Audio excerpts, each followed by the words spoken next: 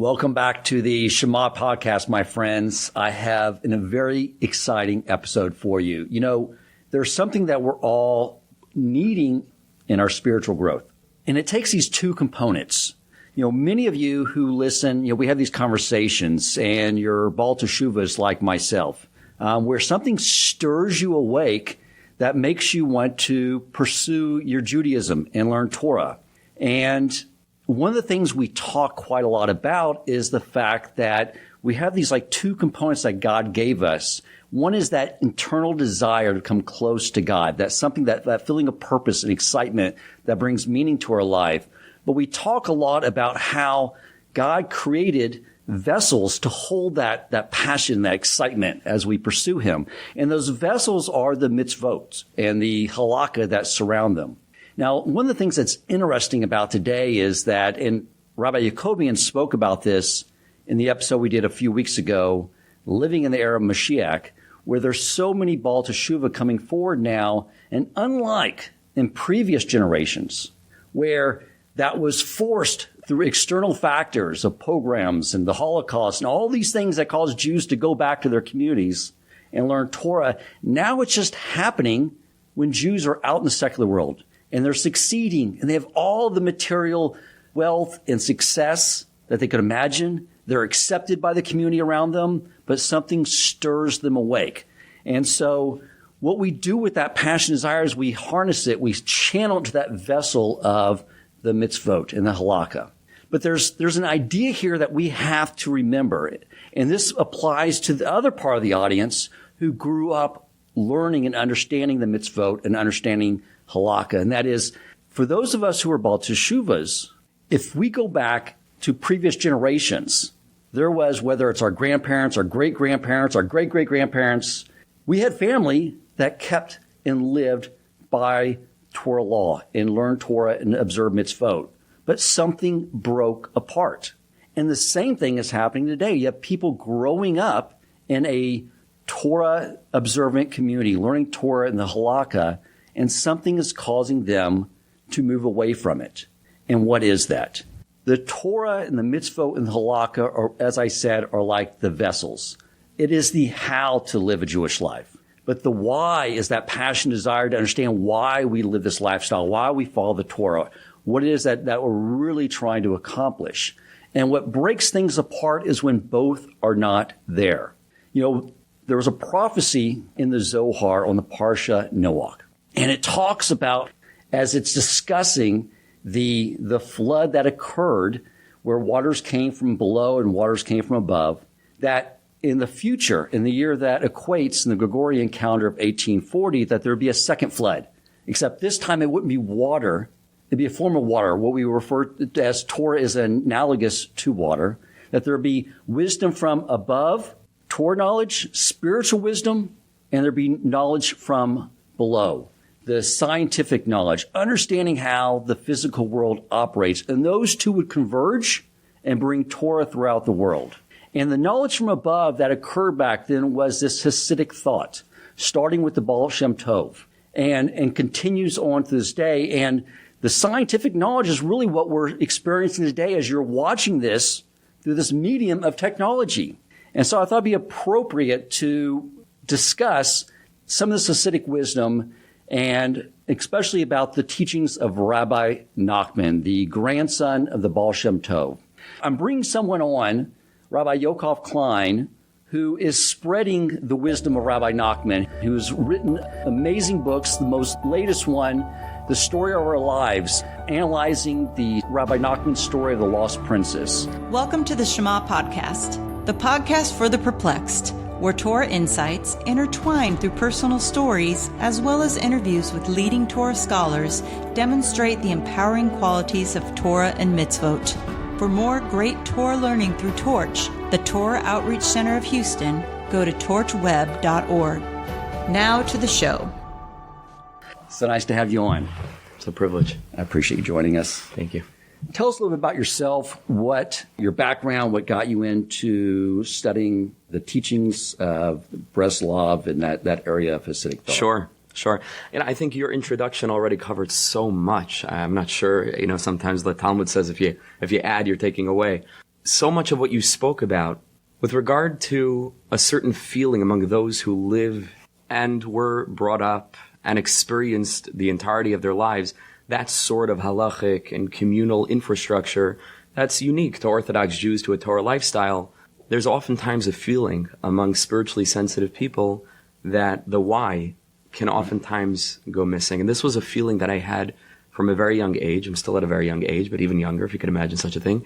And I just had this feeling all the time. I had I hope that I held onto it, a poetic, a creative soul that was yearning for something very broad, something very deep, something very spiritual that I felt wasn't necessarily being fostered in a conscious way throughout, the journey of the particular yeshivas that I learned in. Wonderful yeshivas, phenomenal people, special people, and I gained a tremendous amount from them. But perhaps there was a certain feeling on the part of those that were running these institutions that it was a given. There were certain elements that were a given, that the why, that the emunah, that some of the understandings of what it is to be a Jew was sort of given. And now let's get down to the practicalities of exactly how we're supposed to go ahead and do this thing. It was assumed that it was assumed there. Either it came from the house or it came from, and in many cases it did.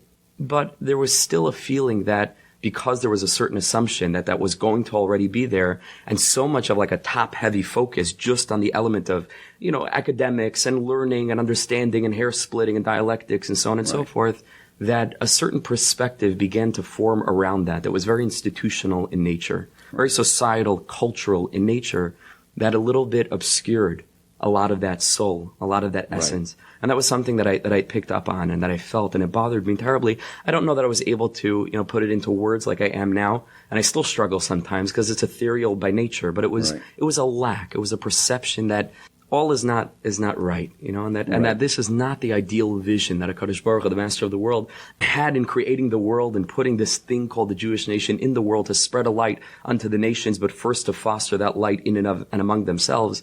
And so I struggled for a great many years. I'm privileged enough to have been brought up in a home where a lot of these ideas were there. They were present. I think the dissonance between my Breslov upbringing, because my father, he has a whole story in and of himself, how he became close to Breslov, maybe for another time, a fascinating story. But we grew up with these ideas. We grew up with the concepts of Rabbi Nachman, a lot of Rabbi Nachman's stories, The Lost Princess. I grew up with, it was told to me at bedtime, and I would read the English version with the illustrated pictures. I would read it as a child.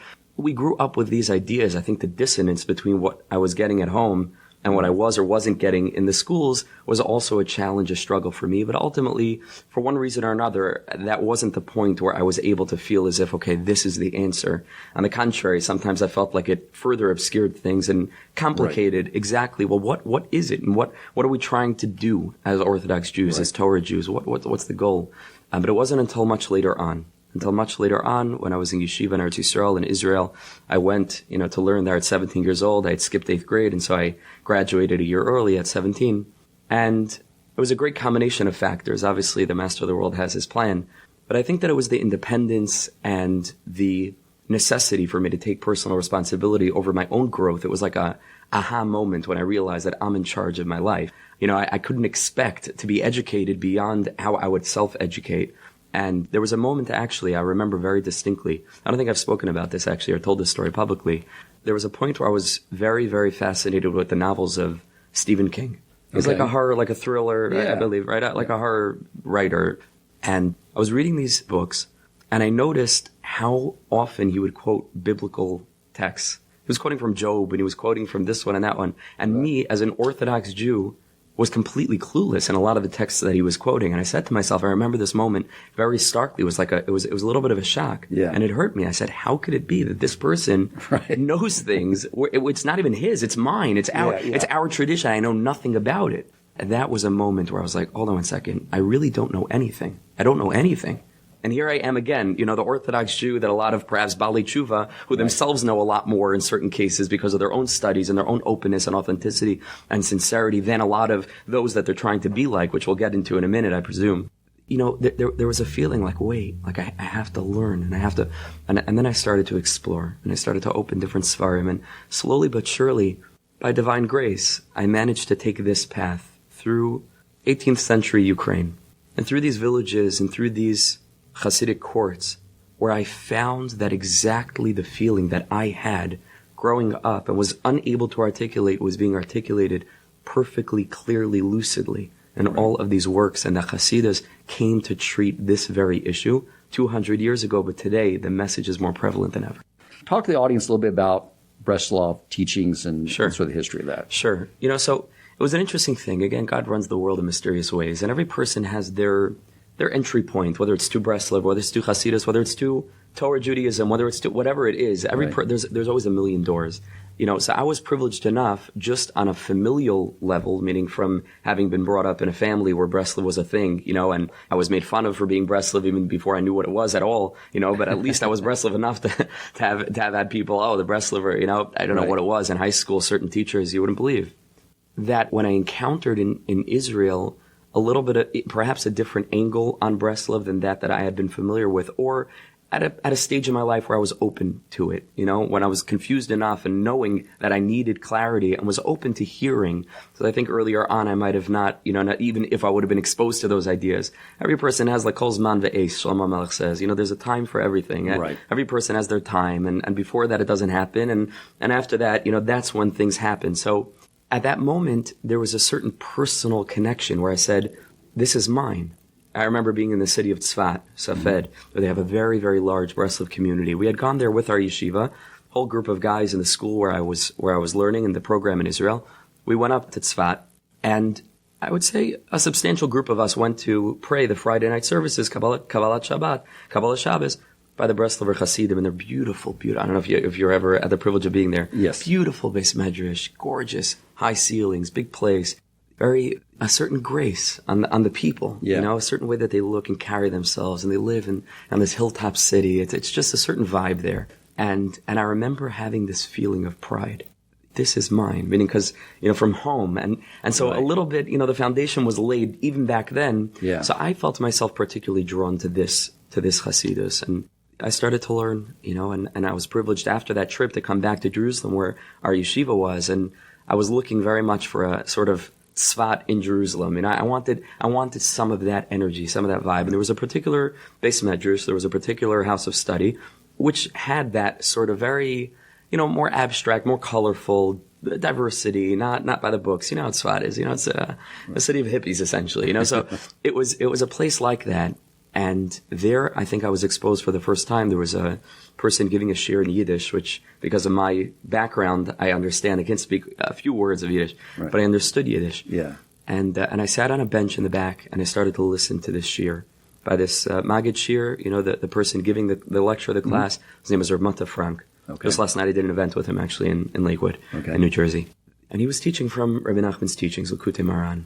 Fireworks were going off in my mind. Yeah. I mean, I'd never heard such a thing, such ideas.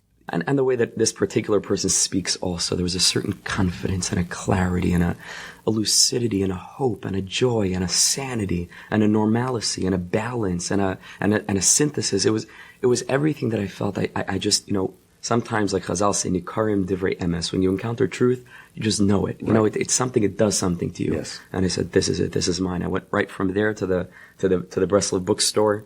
I bought myself a copy of Likutei Moharan. I opened it to the first page, and that was it. That was it.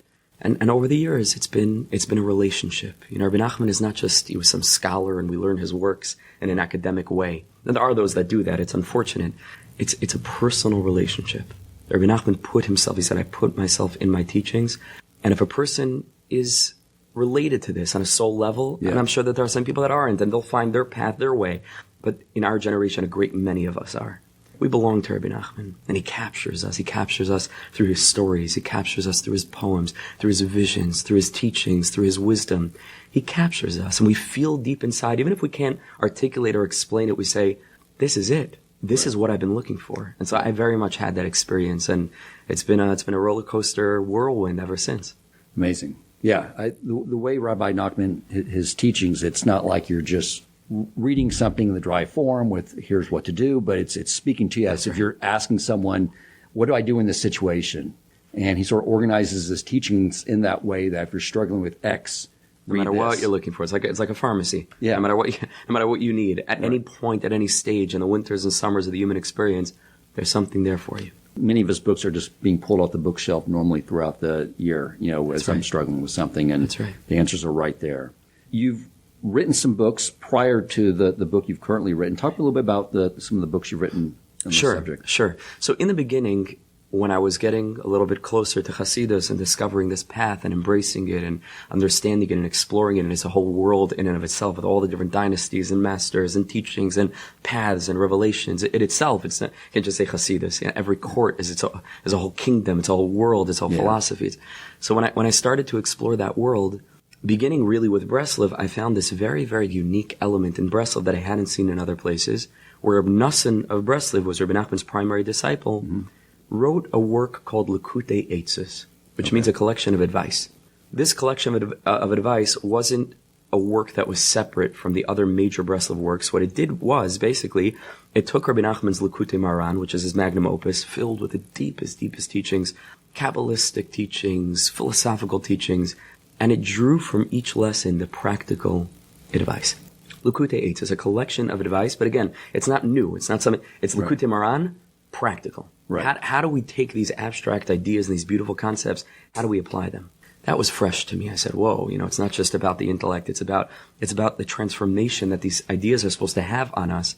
At that same time, I was learning the Sefer Kedushas Levi from Rabbi Yitzchak of Berditchev. He was one of the early Hasidic masters, third generation, a student of the Maggid of Mizrich, who himself was the spiritual heir of the Baal Shem Tov. At the same time as Rabbi Nachman, they were very, very dear friends, and it wasn't so simple to be Rabbi Nachman's dear friend. He put up with a tremendous amount of opposition, which is a separate conversation exactly from whom and why. But they were very, very close, and that sefer spoke to me, that work spoke to me. Rabbi Yitzchak, just before we get into the teachings, Rabbi Yitzchak of Berditchev is known as the defense attorney of the Jewish people, the advocate of the Jewish nation. In Hebrew, it's Sanigoran Shal Yisrael.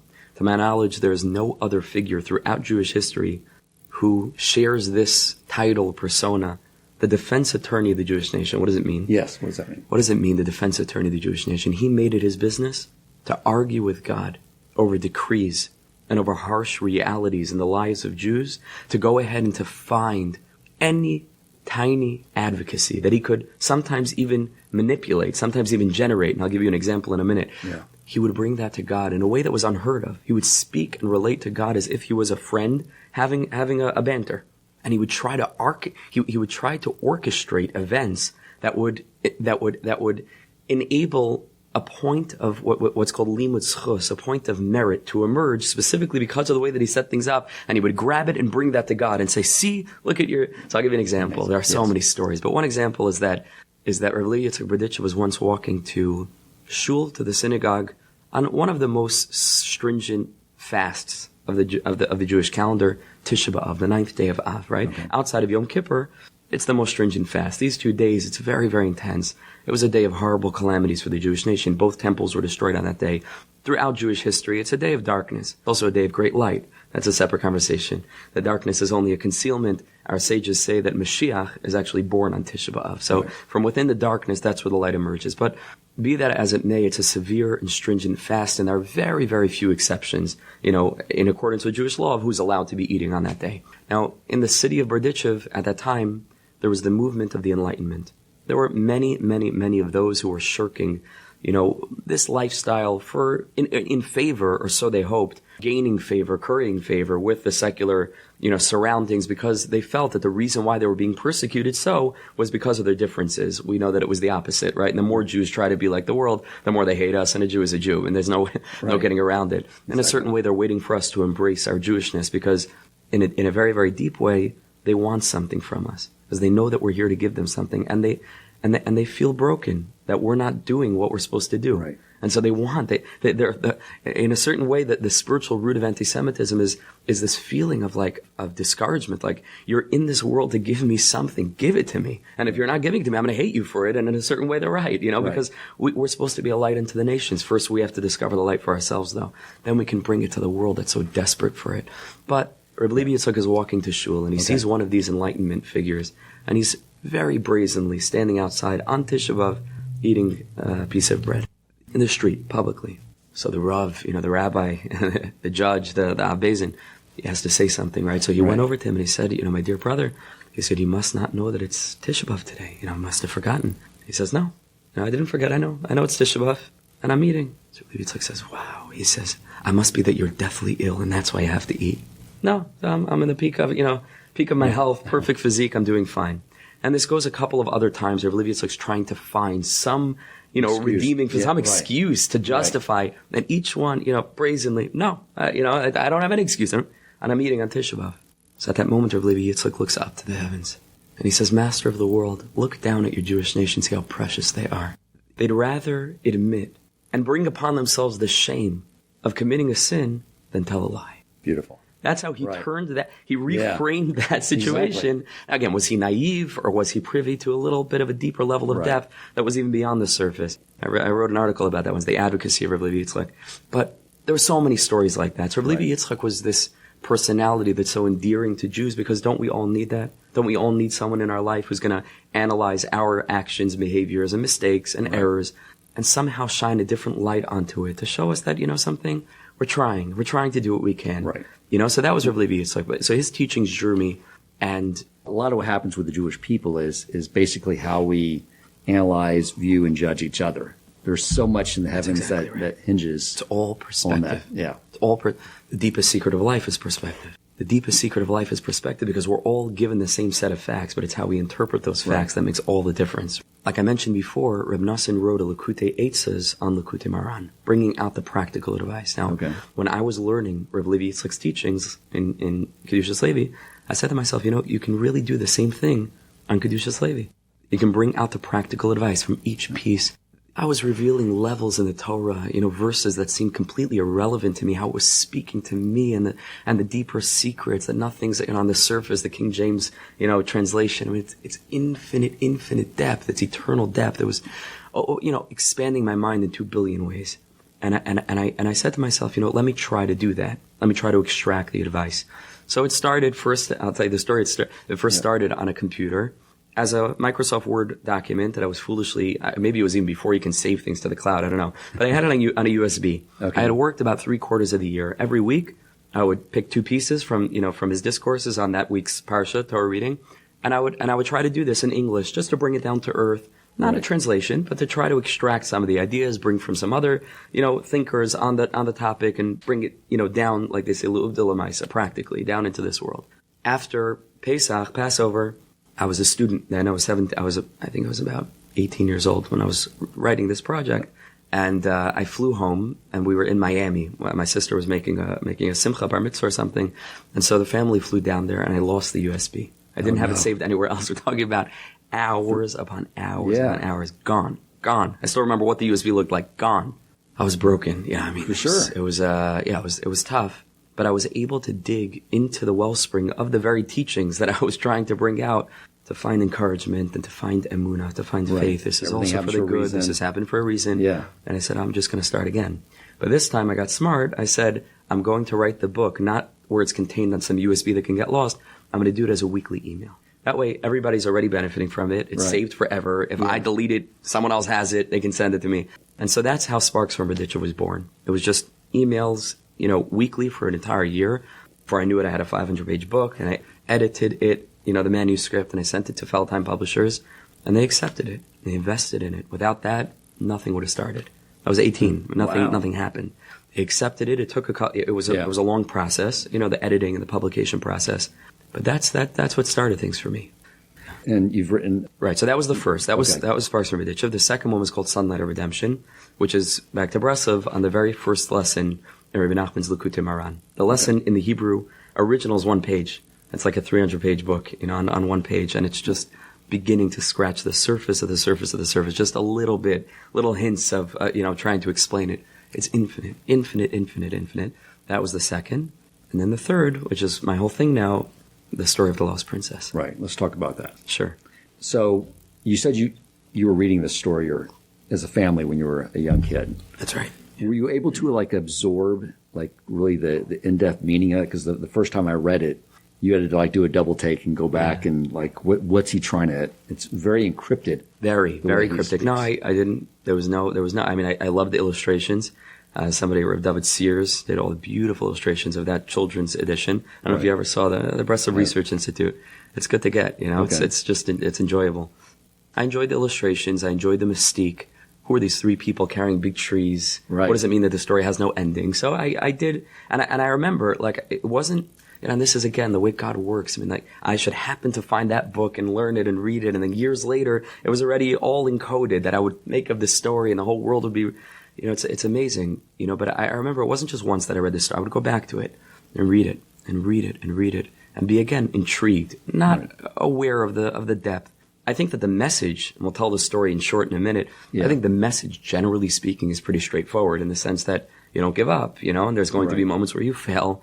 And oftentimes the moments where we fail is at the moment that we thought we're going to make it, we're doing great and we're about to reach the next level, and then we get blindsided. And so the message of perseverance, the message of hope, those were things that resonated for sure. As a kid who was being bullied terribly, terribly, terribly in school, I needed that. And I don't know that I drew a direct connection, but it certainly resonated for sure. Why don't you talk about the story itself, and let's start to break apart. Sure. Okay, so let's tell the story first. Okay. Just, it's a little bit longer, so just very, very short without every single tiny detail. Yeah. But the general story is that there was a king who had 6 sons and 1 daughter, 6 princes and a princess. Rabbi Nachman tells us that he would spend a lot of time with the princess. She was very precious to him. And one day, we don't know exactly, they were together on Eza Yom, on some day, on a certain day, and he gets angry with her. And he says words that are unfathomable, certainly in the context of the preciousness with which he related to her. He says, "May the no good one take you." Terrible curse, may the no good one take you away. And the next morning, she's gone. And basically, even though the story is called The Lost Princess, it should really be, in a certain way, it should be called The Searching Viceroy. Because it's all about, the bulk of the story is not about the princess. The bulk of the story is about this viceroy, this second in command, this individual, who makes it his life mission, maybe many lifetimes, right? Years and years and years. Slept for 70 years, and then he's dirtying for it. So many lifetimes. He devotes himself to finding the prince, to locating her and bringing her home. And the whole story is about that process. The whole story is about what he needs to go through. And so very simply, searching through deserts, fields, and forests, all kinds of different topographies. Of course, there's incredible depth in every single element. We'll speak about some of that. And finally, he finds what's called a shvil minatzad. A small path to the side leads into a palace. And even though there's soldiers outside, he goes and he settles his mind and he says, "Let me try." They don't stop him. He goes into the palace and he's going from room to room till he comes to a big ball, sits down in a corner, sees what's going to happen. And they bring in the queen of this place, of this palace. And it's the princess, right? And she recognizes him, he recognizes her. And she gives him a set of conditions that he needs to do in order to free her. Now, these are not conditions that are like, a military sort of, extraction. Right. Because the whole thing's a spiritual concept. And so there's spiritual guidelines. He has to pick for himself, pick a place, stay there for a year. The last day, he's not allowed to eat anything, yearn for her, and fast, and he does this until the last day, where he starts to walk back to the palace. He's ready. He did everything right. He's going to free her, bring her home, and he sees this beautiful apple tree, right? It's like a fairy tale. It's like the Brothers Grimm, right? Snow White. He sees a beautiful apple tree, and he can't hold himself back, the temptation. And he takes an apple, and he takes a bite, and he falls asleep. This happens again the second time. This time she tells him not to drink wine, and he's on his way back. It's the last day of the year, again, the second year, and he sees this flowing river, and it's red, and he wonders, is it water, is it wine? And he drinks from it, and he falls asleep. And this goes on, until the princess needs to come to him. And she says, "I'm no longer in this place. Now I've been moved to a palace of pearls on a golden mountain." And so now his mission is to go ahead. There are other details in between, but his mission is to find this. And he searches and searches and searches. The whole thing is about searching for long periods of time. Only with this promise that he holds in his hand that such a place exists. He'd never seen it, but there's a faith that this exists, that it's real, what he's searching for. And he encounters giants, a series of 3 giants, each of whom are carrying gigantic trees, and they're trying to convince him it's folly. What you're looking for doesn't exist. And the first one is in charge of all the animals in the world. And he calls them. And he says, "Did any of you see Palace of Pearls on a Golden Mountain?" They say, "No, we didn't see it." You say, "We see? Doesn't exist." The next giant is in charge of all the birds. And he calls them and he says, "Did any of you see you fly up high in the sky? Did you see this?" None of them saw it. Finally, the third giant is in charge of all the winds of the world. And they go everywhere, even where birds can't go. And he asks them the same question. They didn't see it. And then at the very, very, very end, when the viceroy is about to give up because he's been so trampled upon, because he's so wrapped up in this, on the one hand, internal certainty, but being denied, right, by those that he respects. That's the representative of giants, gigantic people, big people. wise people, intellectual people. And they're telling him it doesn't exist. At that very, very, very moment, when he breaks down into tears, one last wind comes, and the giant gets angry at it, and he says, why didn't you come with all the other winds? And he says, because I was carrying a princess to a golden mountain and a palace of pearls, right? And so, okay, so now he's validated, and it takes him there, and Rabbi Nachman then really leaves off the ending in a cryptic way by saying, in the end, he freed her. He doesn't say how, but in the end, almost like an afterthought. Like, what do you mean? That's the whole that's the whole point of the story. No, it's not. It's not. Right. Because the journey is the point. Right. It's not about the results. It's about the journey. Yeah. Now, I had always loved this story. Loved it. Loved the imagery. And Rabbi Nachman was so poetic and artistic. And he was, even among the secular literary circles, in colleges worldwide, they're studying his teachings. Not for their spiritual import, but just for the literary creativity. It's unheard of. And he wasn't a person who studied in college. He lived in a small, backward, tiny little shtetl, and in a small little village in Ukraine. But his mind was infinitely journeying, And this is, I would say, one of the least imaginative of his 13 tales. Right. It's one of the shortest, and it's one of the least. I mean, the other stories they span, centuries, and there's so much compacted in oh my gosh, it's beyond time, beyond space. So what you just said at the end was important because, the story of our lives do not end with some climatic scene. Resolution. Right? Yeah, resolution. There's no resolution. With explosions in the background. Yeah, fireworks. Or that. Yeah. The whole story of our life is this ongoing process, which is something that it's good just to recognize that it's always going to be one challenge and another challenge, but they're all ascending and we're all growing as a result. That's right. So let's get in, even before we get into some of that. Yeah. What is the princess, right? That's a very important element. What is it that gets lost? What is it that we're searching for? So we know that the Jewish week is not, weekdays and weekend. It's the 6 days of the week and then Shabbos, Shabbat, right?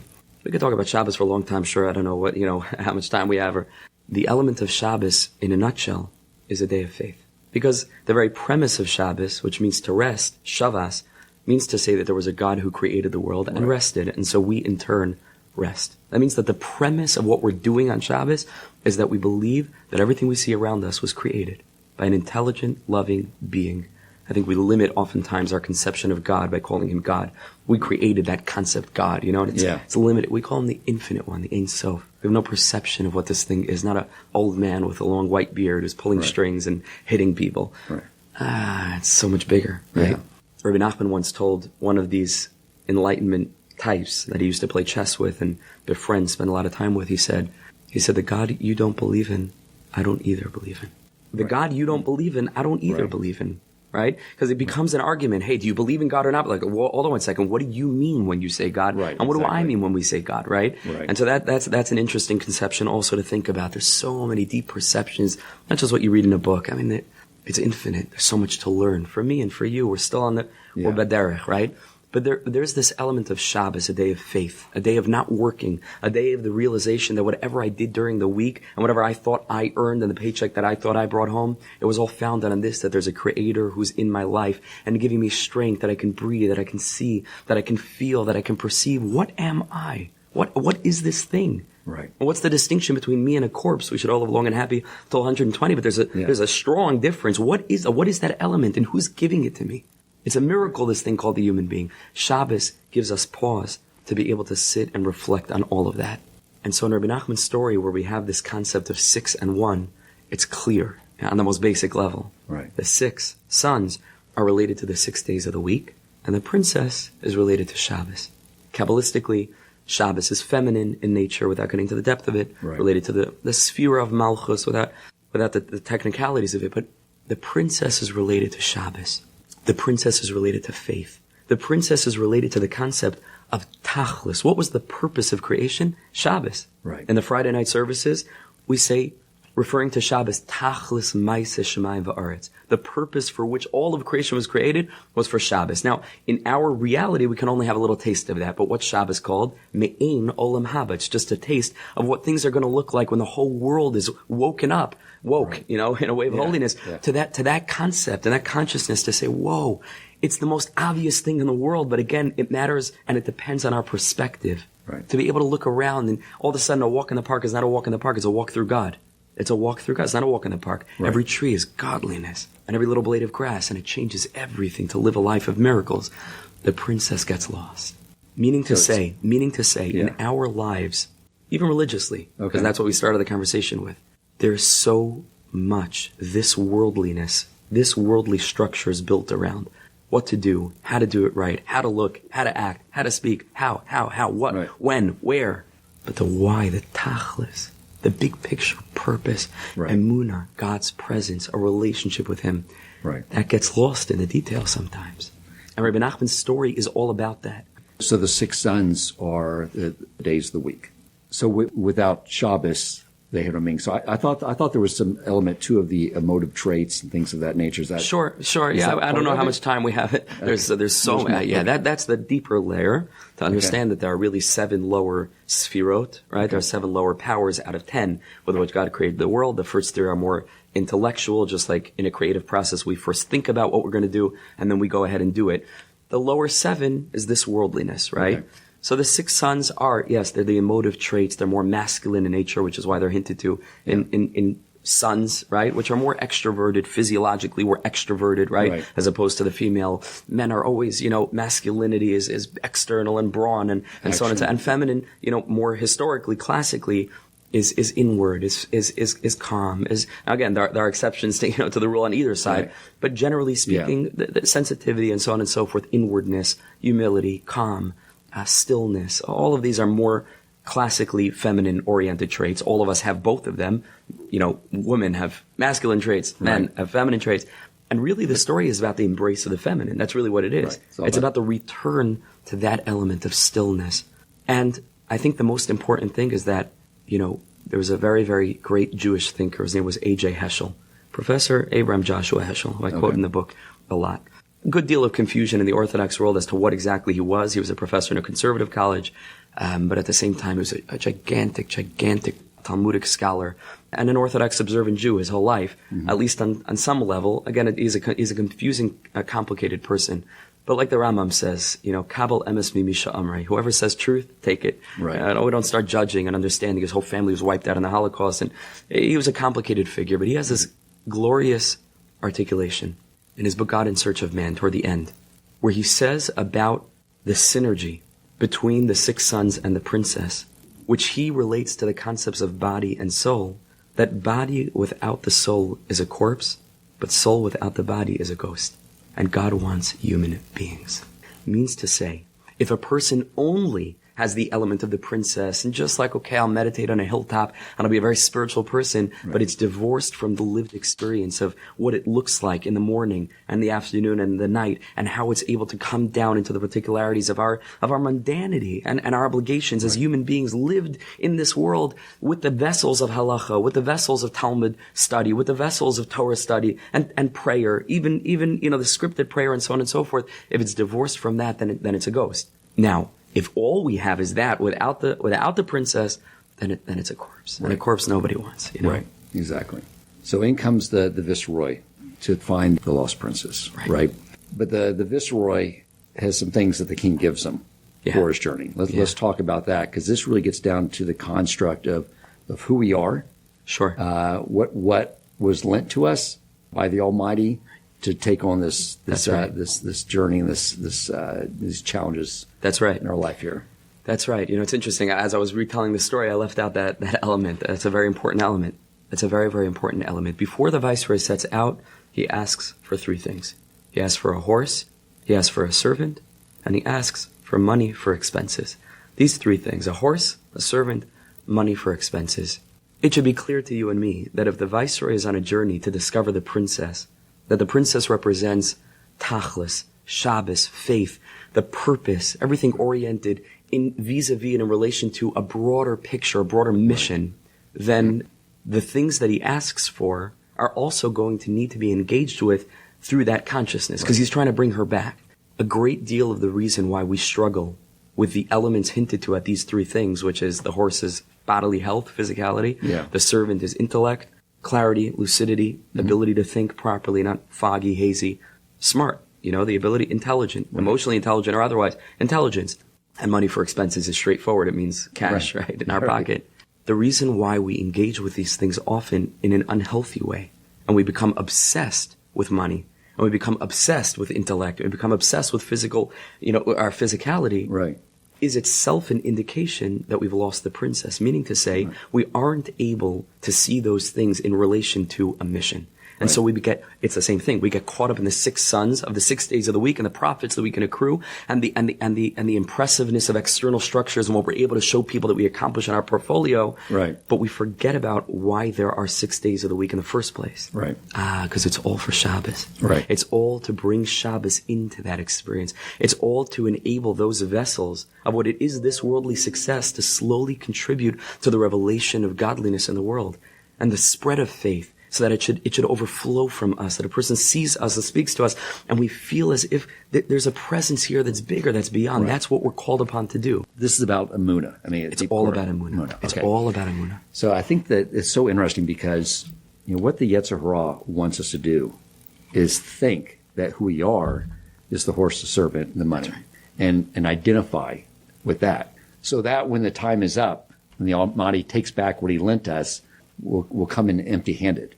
Right? That's right. And so I think just that parable, understanding what is truly who we are, it's essential. It's very important. Because I believe that the question, who is a Jew, right, outside of the societal, must necessarily be bound up with the mission statement that was gifted to our entire nation, of which you and I are sparks of one torch, right? And drops in one great ocean.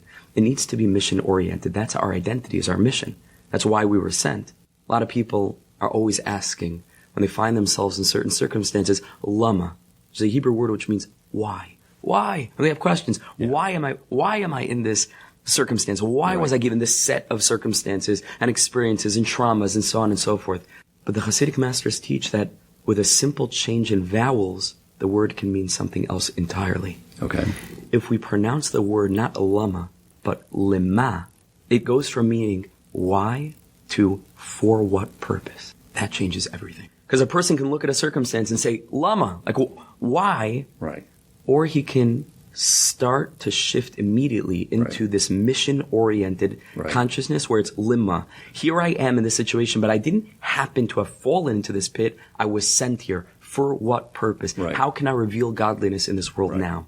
And so the more that we identify our Jewishness with a mission, and it's not just about things we got to do and stuff we got to learn, but it's a trans-historical mission. This means to say that the Jewish nation throughout history has a mandate that gets lost because there are so many things that we got to learn how to do, and we can lose the big picture. What are we here for? What is our obligation vis-a-vis the world? Forget about ourselves. Vis-a-vis the world as a nation. Then we're able to engage with all of the circumstantial elements and not get caught up in them because we're able to utilize them, like the Viceroy, as tools to help us accomplish that mission. Okay. So the Viceroy goes through, a lot of us go through, where you're in this situation, you ask the right question. I'm here because God wants me, we say the Monday in the morning. He put me here. He gave me the resources. Right. He knows I'll be successful. And I don't want to speak on behalf of all the Jewish people, but quite often I'm like, God, I think you miscalculated this one. I'm not ready for this situation. I don't know what to do. I feel like if I go one way, I'll make a mistake. The other way, I'll make a mistake. But that's what the story is about. So let's talk a little bit about the journey the Viceroy goes through and how to navigate these situations. Sure. One of the foundational, there are a lot of foundational concepts in the book. Every chapter has its new angle and its new perspective. But I think that one of the paradigm shifts, which again is very much associated with almost everything we've been speaking about, is a shift that occurs when we allow ourselves to become what I call princess-oriented, why-oriented people. And what is that shift? The shift relates to how we measure success spiritually, how we measure what's a valuable experience, what's considered a successful experience in relation to our spiritual growth. Okay. Now, if a person is not a why-oriented person, that's not attuned to the great mission of the Jewish nation, which is simply to increase the glory of God in the world. Glory in Hebrew is captured in the word kavod, God's honor, His glory. But also Heschel says that kavod can mean glory, but it could also connote presence. Okay. Presence. Right. And I found this to be a very, very useful interpretation, because presence is something that we can relate to in the sense that I'm sure all the listeners have been in parties and things and social events. When someone with presence enters the room, you feel it. It's a weird thing. There's an energy shift in the room. The person didn't say anything, do anything. His presence. Our job is to increase the presence of God in the world by becoming more godly, by enabling ourselves to communicate some of that ineffable glory and some of that transcendent spirit through us in the way that we speak, in the way that we think, in the way that we act. And the Torah gives us the guidelines as to how to do that and to increase that feeling of presence so that the world wakes up to the very simple calculation that this world must have been created. I didn't make it. You didn't make it. Right. Someone must have made this place. It's more intelligent than anything else. So what was it? It's very simple. It's 1 + 1. But it's hard because it's not simple. There's a creator. There's a purpose here, right? Yeah. The presence is interesting because it really is a lot to do with just, as I go into the workday, just recognizing that you're in God's presence. Right. He put me in the situation that you would think, like, take care of that PowerPoint presentation, but I don't want anything to do with that. Right. But he's in there. I'm in there for situations. Where is God in all these situations? And just that recognition, that presence of just being cognizant. Being present. Yeah. Being present in the presence. Yes. That's it. Exactly. It's very important. That's it. That is it. That is the mission, right? To be able to draw this down, right? Yeah. Now again, if a person is not aligned with this mission-oriented kind of thinking, then it becomes very, very easy to fall into the illusion or even delusion of thinking that spiritual success looks a certain way and is defined by certain set parameters that might externally communicate something that screams success, right? When things are going well and I'm able to know the halacha and I'm able to do the mitzvot and I'm able to keep Shabbos perfectly and I'm able to make sure that I'm up for the morning, prayer, shacharis, and everything's going right. Because we feel that, okay, well I'm doing like the book, what the book says, and that's our measure of success. Yeah. But the book brings out the idea that if in every single circumstance that we find ourselves, the question is not lama, but lema, that no matter what we're going through, and no matter what life throws our way, and no matter whether, like Rabbi Nachman says, whether it's a time of aliyah, whether it's a time of spiritual elevation, or quite the contrary, like the viceroy, in that moment after failure in the lowest place, if we're mission-oriented, no matter where we find ourselves, on a mountain or in a valley, we ask ourselves, lema, meaning to say, how can I reveal the glory of God in this place? Right. In this place. Because I'm mission-oriented. And that also could be a success. And that changes everything. Right. When a person starts to live on that level, to realize that whether it's in the shul, whether it's in the synagogue, whether it's in front of a holy book, in front of a sefer, or whether it's at work, or whether it's with my wife, or playing with the kids on the dining room floor. Right. No matter what circumstance it is, there's an opportunity here because there's an obligation. There's an opportunity to reveal the glory of God. And that means that Judaism is supposed to become holistic. It's supposed to be something not that we do, but something that we are, that encompasses all of us. Judaism is about not compartmentalizing religious life from the mundane things. Exactly. It's integrating everything together. Exactly right. So the Viceroy, one of the things he encounters is these giants. Yeah. With these giant trees on their shoulders. Let's talk about that a little bit. That's right. And what they symbolize. That's right. I should have began with the caveat that any interpretation we're giving is only a suggestion, like a very far suggestion. There's infinite suggestion. I was just reading a letter from Rabbi Noson of Breslov, Rabbi Nachman's primary disciple who we discussed earlier. Mm-hmm. And it's right in the beginning of his collected letters. It's called Alim L'Trufa, Healing Leaves. Beautiful, beautiful letters that he wrote to his children and beautiful guidance, clarity. And one of those early letters, his son had apparently sent him an interpretation on this story that his friend had written. Rabbi Noson he said, I'm enlivened just by the fact that someone put time into interpreting this story. He said, between me and you, it's very far from the truth. But he said, I still love it. Like, he's like, I'm into it. And he said, on some level, it's true. But there are levels and levels and levels. Anything we're saying is only a suggestion. We can't claim to understand what Rabbi Nachman meant. And we're all right. And we need everybody's perspective, you know? Right. And I'm looking forward to hearing everybody else's and yours as well. We're all in this together. We're on the journey together. Right. But one of the interpretations that we take in the book is that the giants are the hurdles that we encounter along this search, along this search to discover something that, again, like I felt in my childhood and so many of us feel today, something's missing, and the certainty that there's hope of finding something. We don't know what it is, but there's hope of finding something. We're going to face challenges. Right. We're going to face cynicism. We're going to face people on the outside, sometimes people who know more than us, people who are older than us, people who are trying to knock us down and say what you're looking for doesn't exist. Just get real, right? You hear that terminology, get real. Is the real world, is the real, you grow up a little bit. Yeah. You grow up, and the ability to stand firm, and to believe that what we feel inside is valid, and that each and every Jewish soul is rooted, like the Zohar Kadosh, the Book of Splendor teaches, each and every Jewish soul is rooted in a letter in the Torah.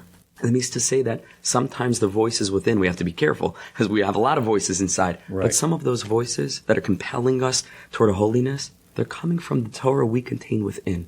Sometimes it's not about learning something in a book. Right. It's about listening very, very deeply to what our souls are telling us, to stand firm by that.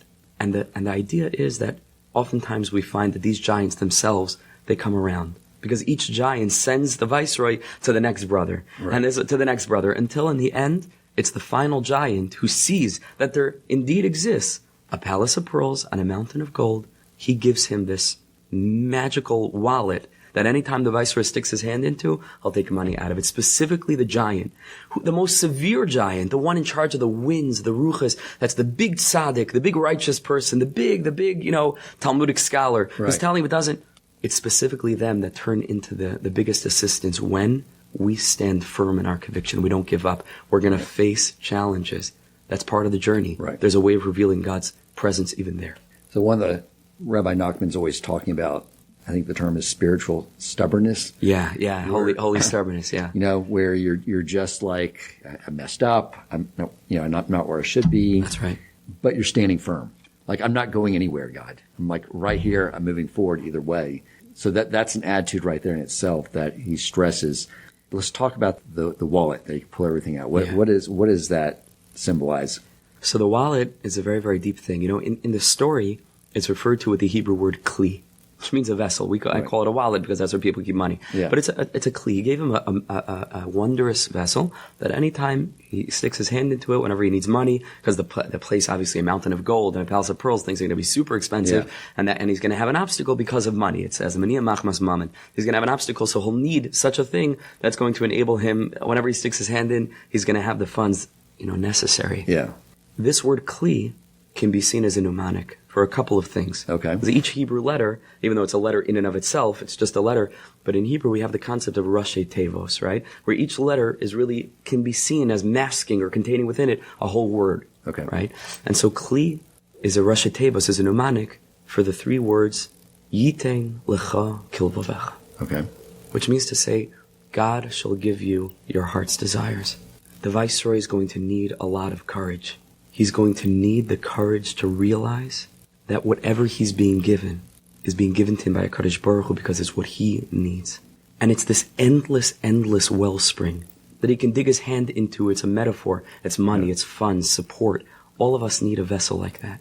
Where no matter what we're going through, we can draw meaning. Yitin lecha kilvavecha. Where in any given moment, whatever our heart needs, be'es hazois, that this specific time, like we spoke about, whether it's in time of aliyah when things are going well and things are clear and we're super inspired, or whether it's like, the midwinter, I don't know how it gets the weather here in Houston, but it's midwinter and it's just dark and it's dreary and it's cold and it's, and we're feeling that way and feeling it.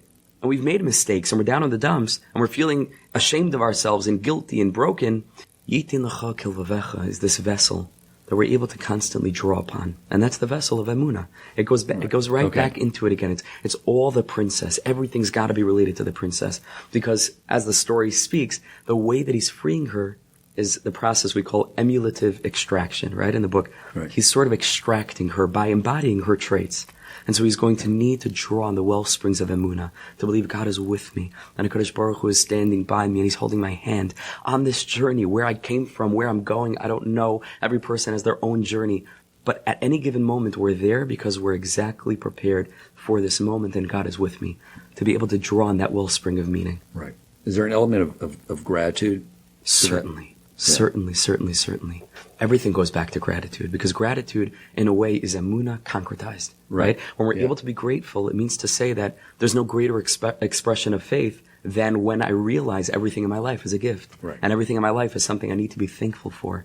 That's what gratitude is. And a person who's a grateful person, a person who doesn't take life for granted, a person, like we said, who takes a walk in the park, he takes a walk through godliness, you know? Yeah.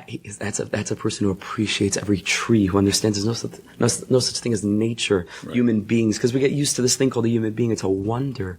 Eyes, it's a wonder. The ability to speak, the ability to hear. And we take these things for granted. We always say, you know, how much would a person pay if one morning they woke up and their eyes weren't working and they had, you know, an exorbitant amount. Exactly. We shouldn't be jumping for joy that we open our eyes in the morning. We take it for granted. Yeah. It means to say we're not connected to faith. The more Emunah oriented we are, we wake up in the morning, Moide ani lefanecha, which is gratitude. Yeah. I give thanks to you, Melech Chai V'Kayim, the living God, Shechazarta b'neshmasi, you gave me back my soul.